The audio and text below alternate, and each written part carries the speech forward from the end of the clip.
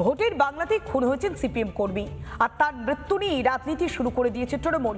হাসপাতালে গিয়ে তৃণমূলের জেলা সভাপতির দাবি, যিনি মারা গিয়েছেন তিনি নাকি আসলে তৃণমূল কংগ্রেসের কর্মী।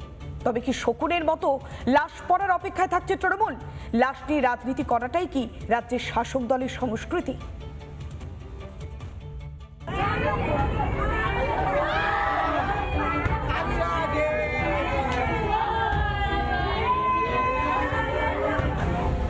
উত্তর দিনাজপুরে ইসলামপুর থানার গুজুরি এলাকায় সিপিএম কর্মী নূর আজমকে অপহরণ করে পিটিয়ে খুন।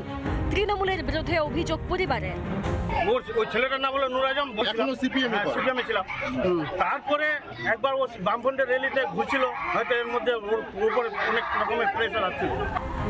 নিহত সিপিএম কর্মীর বাড়িতে ইসলামপুর বিধানসভার সিপিএম প্রার্থী মোহাম্মদ সামি খান। কান্নায় ভেঙে পড়েছে গোটা এলাকা।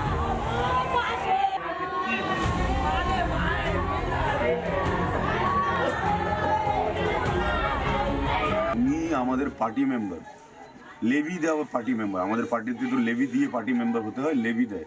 রিনুয়াল করেছে, ডিওয়াইএফআইয়ের সদস্য, আমাদের পার্টি মেম্বার। তদন্ত করে কি ব্যাপার, কেন হলো, কে করলো, এগুলো বের না হলে হাইকোর্ট পর্যন্ত যাব। এই যখন পরিস্থিতি, তখন লাশের রাজনীতিতে মেতে তৃণমূল। নিহত সিপিএম কর্মীকে তৃণমূলের কর্মী বলে দাবি করে বসলেন তৃণমূল জেলা সভাপতি কানাইলাল আগরওয়াল। ছেলেটা আমাদের তৃণমূল কংগ্রেস করতো, এটা এখানে যে সিপিএম করতো, টিএমসি মেরে দিল, এগুলো সব রাজনৈতিক ফায়দা তোলার চেষ্টাটা করছে। সেটা সম্ভব হবে না। এবার বিধানসভা নির্বাচনে আমরা অনেক ভোটে জিতবো। এটা পাল্টা তৃণমূলকে এক হাত দিয়েছেন সিপিএম প্রার্থী। উনি প্রথম কথা মিথ্যা বলেছেন যে টিএমসির উনি ছেলে ছিলেন, এটা মিথ্যা।